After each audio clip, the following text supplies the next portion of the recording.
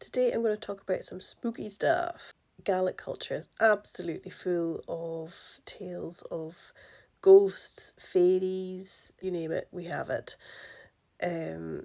But I was thinking this morning about the word slóig.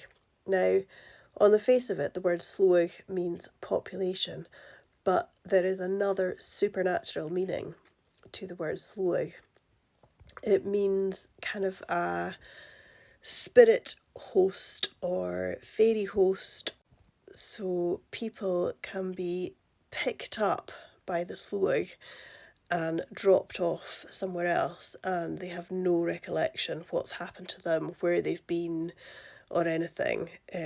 But because of the fact that they have woken up in a different place to the last place they remember, and they feel dishevelled, they know that they've been lifted and taken off by the slóig. It's often described as a kind of a supernatural funeral procession that lifts people up with them and takes them along with them. But yeah, so if you're ever in the Western Isles or any of the islands, look out, especially if you're walking out and about at night, that the slóig don't come and get you.